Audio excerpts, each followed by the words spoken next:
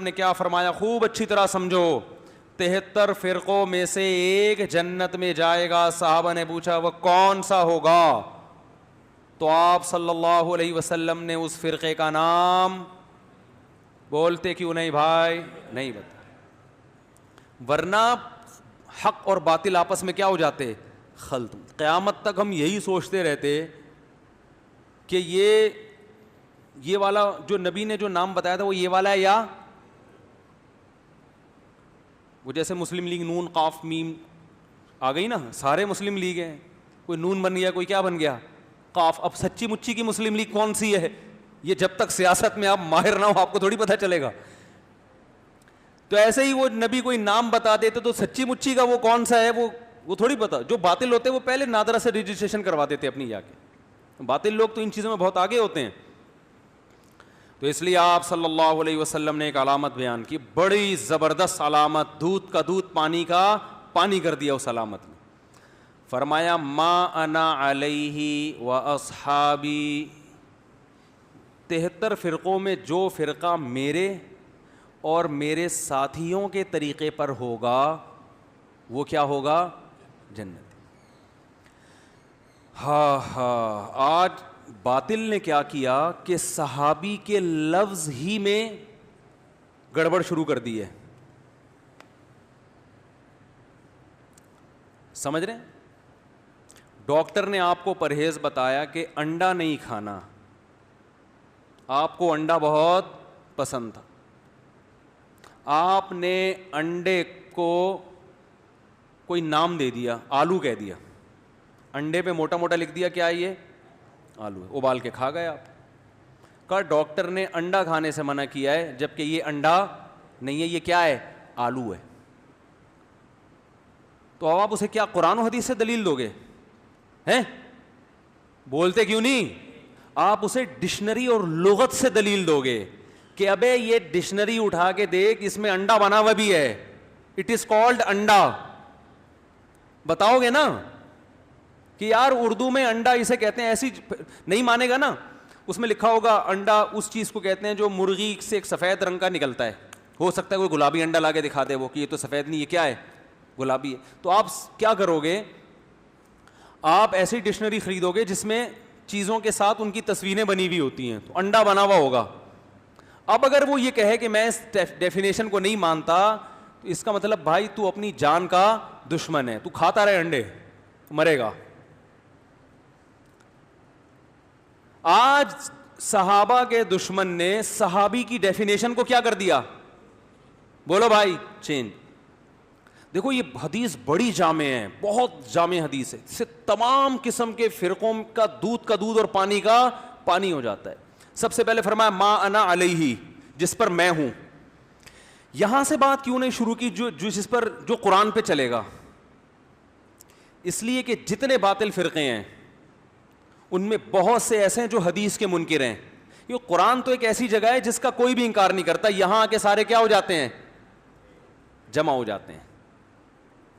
کیونکہ یہ اسلام کے اندر ہی ہوں گے نا 73, تو ہر شخص لیبل اسلام کا لگائے گا, تو اسلام کے لیبل کے لیے اسے سب سے پہلے سہارا قرآن سے لینا پڑے گا. ویسے تو اصل یہی ہے کہ جو قرآن و سنت پہ چلتا ہو, لیکن نبی صلی اللہ علیہ وسلم نے یہاں یہ تعبیر اختیار نہیں کی ہے کیونکہ آپ یہاں باطل کو حق سے کیا کر رہے ہیں؟ چھانٹ رہے ہیں. اس کے لیے اگر قرآن کا آپ حوالہ دے دیتے کہ جو قرآن پہ چلے گا, تو باطل لوگ سب سے زیادہ قرآن کر رہے ہوتے ہیں آج کل, ہر آیت کا حوالہ, ہر آیت کا نمبر اور ریفرنس. اور اس جو قرآن کے ماہر نہیں ہیں تو ایسے لوگوں کے لیے ان کو بیوقوف بنانا آسان ہوتا ہے. تو اس لیے آپ نے سب سے پہلی علامت بیان کی ما انا علیہ, جس پر کون ہے؟ میں ہوں. کیا مطلب؟ قرآن کی ایسی تشریح اگر کوئی کرتا ہے کہ جس پر میں نہیں ہوں, اس تشریح کو دیوار پہ مار دینا. آمدی صاحب کی قرآن کی درجنوں ایسی تفسیریں انہوں نے کی ہیں جو رسول اللہ صلی اللہ علیہ وسلم جس پر بولو بھائی نہیں تھے. منکرین حدیث پرویزی فرقہ وہ سرے سے حدیث کو حجت مانتا ہی نہیں ہے, لہذا وہ تمام لوگ اس حدیث سے کیا ہو گئے؟ باہر نکل گئے. دوسری بات آپ نے فرمائی وَأَصْحَابِي، بعض لوگ ایسے آئیں گے جو میری حدیث کو مانیں گے لیکن اس کی تشریح ایسی کریں گے جس پر میرے صحابہ، بول لو کیا ہو گیا یار، نہیں تھے. تبھی ہم ہر حدیث میں دیکھتے ہیں کہ صحابہ نے اس پر کیسے عمل کیا. یہ جو آج کل ایک مزاج چل پڑا ہے نا کہ حدیث کا ریفرنس، یہ کافی نہیں ہے. یہ ایسا ہی ہے جیسے منکرین حدیث قرآن کا ریفرنس دے رہے ہوتے ہیں، حدیث کو کہاں لگا دیتے ہیں؟ سائڈ پہ، اور فنڈر گیری شروع کر دیتے ہیں کہ یار ہم تو ہر بات قرآن سے کرتے ہیں. جس کو حدیث کا نہیں پتا وہ ان کی باتوں میں آ جاتا ہے. تو یاد رکھو، اسی طرح بعض لوگ حدیثوں کے ریفرنس یاد کر کے بیٹھے ہوئے ہیں لیکن صحابہ کو کیا کر دیتے ہیں؟ سائڈ پہ. مشرکین مکہ یہ کہا کرتے تھے لو کان خیرا ما سبقونا الیہ، یہ قرآن مجید کی آیت ہے کہ اسلام اگر خیر ہوتا، سیدھا راستہ ہوتا، تو یہ جو عرب کے غریب لوگ، حضرت بلال حبشی، خباب ابن ارت جیسے لوگ، یہ لوگ ہم سے پہل نہ کرتے. یعنی ہم قوم کے سردار ہیں، ہم تو ہر خیر میں سب سے آگے ہوتے ہیں. تو یہ ابو بکر، عمر، عثمان، علی رضی اللہ عنہم، یہ جو صحابہ ہیں نا، یہ ہم سے پہلے اس طرف چلے گئے، یہ اس کی علامت ہے، یہ خیر کا کام نہیں ہے، کیونکہ ہم تو عرب کے سردار ہیں، ہم تو بڑے لوگ ہیں، ہر خیر میں ہم پہلے آگے ہوتے ہیں. تو ہمارا پیچھے ہونا خود اس کی علامت ہے کہ یہ کام کیا ہے، جس راستے پہ یہ چل رہے ہیں یہ غلط ہے. نہیں آ رہی بات؟ یہ ان کا عقیدہ تھا. ہمارا عقیدہ کیا ہے؟ اگر کوئی خیر کی چیز ہوتی، وہ کہتے تھے ما سبقونا، ہم کہتے تھے لسبقونا، لام تاکید کے لیے. اگر کوئی خیر کی چیز ہے تو صحابہ یقیناً ہم سے پہل کرتے. نہیں کی اس کا مطلب اس میں خیر نہیں ہے. یہ قرآن و حدیث کے نام پہ بیوقوف بنایا جا رہا ہے. بہت مشکل ہے بھائی، بہت مشکل ہے. اس زمانے میں بات سمجھانا پولیس والوں کو بھی بہت مشکل ہے. تو پولیس کیسے سمجھائے گی آپ؟ تو آپ بتاؤ، مشرکین مکہ والا عقیدہ رکھتے ہو یا قرآن و سنت والا؟ مشرکین مکہ کہتے تھے کہ اگر اس میں خیر ہوتی تو یہ ہم سے پہلے نہ جاتے. قرآن نے مشرکین کے اس قول کو رد کرنے کے لیے بیان کیا. اس کا مطلب قرآن بزبان حال یہ کہہ رہا ہے کہ ان کا پہل کرنا اس کی علامت ہے کہ یہ کیا ہے، خیر ہے. بہت سی حدیثیں اس وجہ سے رد کر دی جاتی ہیں کہ صحابہ نے اس پر عمل نہیں کیا. میں مثالیں دیتا ہوں. نبی صلی اللہ علیہ وسلم نے قبر پہ شاخ لگائی کہ جب تک یہ شاخ ہری ہے عذاب قبر نہیں ہوگا. علماء کہتے ہیں عام آدمی کے لیے یہ عمل سنت، بولو بھائی، نہیں ہے، کیونکہ صحابہ نے کبھی نہیں ملتا کہ کسی قبر پہ کیا لگائی ہو، شاخ. یہ اگر سنت عمل ہوتا، خیر کا کام ہوتا تو ابو بکر کرتے، عمر کرتے، عثمان کرتے، علی کرتے، ابن مسعود کرتے، ابو ہریرہ کرتے، معاذ ابن جبل کرتے، ابن عباس کرتے. نہیں کیا، اس کا مطلب یہ عمل سنت نہیں ہے.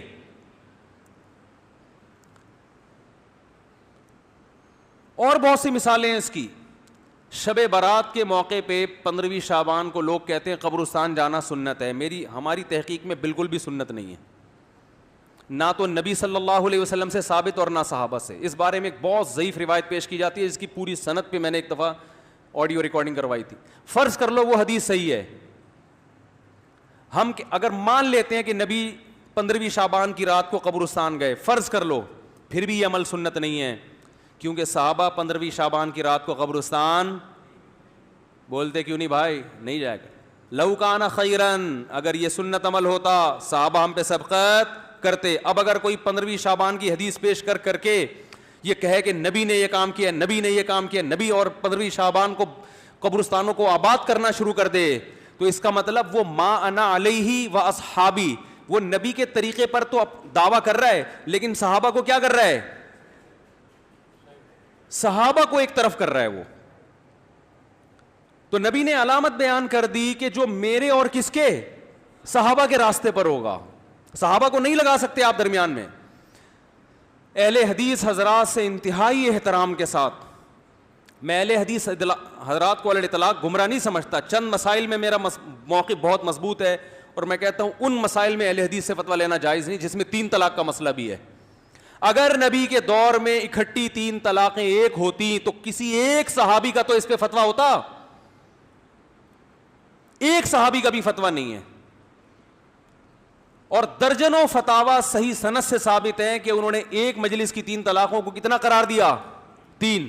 ہمارے اہل حدیث حضرات یہ کہتے ہیں کہ حضرت عمر نے چونکہ قانون بنایا تھا اس لیے صحابہ اس قانون کو فالو کر رہے تھے, ورنہ نبی کا یہ فیصلہ نہیں ہے.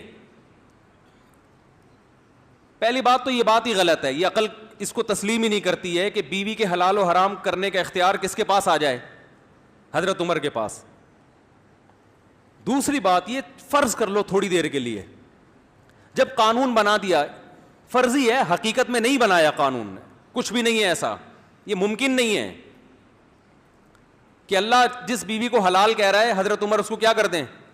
حرام. یہ ممکن نہیں, یہ تحریف ہے دین میں, یہ سیاست نہیں ہے. اتنی بڑی تحریف کا مرتکب حضرت عمر ہوں گے کہ مرتکب حضرت, یہ ناممکن ہے.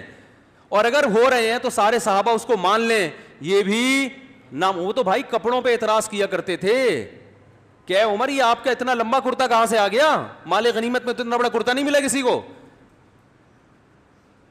وہ صحابہ تھے بھائی, وہ ہماری طرح تھوڑی تھے. ہمارے سیاسی لوگ کیا ہوتے ہیں, مشہور ہیں لوٹے ہونے میں, لڑکتے رہتے ہیں کبھی ادھر کبھی. وہ صحابہ تھے. حضرت عمر نے ممبر پہ اعلان کیا کہ 400 درہم سے زیادہ کسی عورت کا مہر نہیں ہوگا, کیونکہ مہر بہت زیادہ ہونا شروع ہو گیا تھا. اور یہاں سیاستاً پابندی لگانے کی اجازت بھی تھی, کیونکہ مہر کا تعلق بیوی کے حلال یا حرام ہونے سے نہیں ہے. گورنمنٹ جیسے چیزوں کے ریٹ متعین کر دیتی ہے نا, بھائی آٹا اس سے زیادہ نہیں بیچ سکتے, تو یہاں سیاست کی اجازت بھی تھی کہ بھائی مہر بہت زیادہ ہو رہا ہے, لڑکیوں کی شادیوں میں مشکلات ہو رہی ہیں, تو 400 سے اوپر پہ پابندی, یہ سیاسی پابندی تھی. اس کو بھی صحابہ نے قبول نہیں کیا. ایک عورت کھڑی ہو گئی, ممبر پہ بیٹھے ہوئے ہیں اور پابندی لگا رہے ہیں کہ 400 درہم سے زیادہ نہیں. عورت کھڑی ہو کے کہنے لگی کہ اے عمر, قرآن میں اللہ کا ارشاد ہے وَإِنْ آتَيْتُمْ إِحْدَاهُنَّ قِنْطَارًا فَلَا تَأْخُذُوا مِنْهُ شَيْئًا, اگر ایک عورت کو سونے کا پہاڑ بھی مہر میں دیا ہو تو کچھ بھی واپس نہیں لے سکتے. تو اللہ تو سونے کے پہاڑوں کا تذکرہ کر رہا ہے اور آپ 400 سے زیادہ پر کیا لگا رہے ہیں پابندی. حالانکہ قرآن نے یہ نہیں کہا تھا کہ سونے کا پہاڑ مہر میں دینا چاہیے, وہ تو ایک مثال تھی. لیکن حضرت عمر نے جب یہ آیت سنی ہے ایک دم خاموش ہو گئے اور فرمایا اخطأ رجل واصابت امرات, مرد سے غلطی ہوئی اور عورت نے صحیح بات کہی. اور مرد بھی کون؟ جو خلیفۃ المسلمین ہے. فرمایا وہ غلطی کر رہا ہے اور ایک عورت کیا کہہ رہی ہے؟ وہ حق بات کر رہی ہے. فوراً رجوع کر لیا اپنے اس فیصلے سے. تو بتاؤ حضرت عمر اگر 3 طلاقوں پہ پابند کہتے کہ 3 ہی ہوں گی تو 20 عورتیں کھڑی ہو جاتی کہ ہمارے میاں نے جب 3 دی ہیں اور ہوئی 1 ہے, اور قرآن کہہ رہا ہے کہ اکٹھی 3 ایک ہوتی ہیں, حالانکہ کہہ نہیں رہا لیکن خود ہی فرض کر لیا کہ کہہ رہا ہے, تو آپ کون ہوتے ہیں ہمیں اپنے شوہروں پر حرام کرنے والے, ہمارے گھر اجاڑنے والے؟ ایک صحابی نہیں کھڑا ہوا, کھڑے ہوئے نہ کوئی عورت, کوئی بھی نہیں. تو اس کا مطلب ہے میرے بھائی یہ ما انا علیہ و اصحابی میں سے اصحاب کو کیا کیا جا رہا ہے؟ 3 طلاق کے مسئلے میں آپ اصحاب رسول کو کیا کر رہے ہو؟ ایک طرف کر رہے ہو. تو یہ بہت بڑا مسئلہ ہے. ایک گمراہی یہ ہے کہ آپ صحابہ کے عمل کو درمیان سے نکال دیں.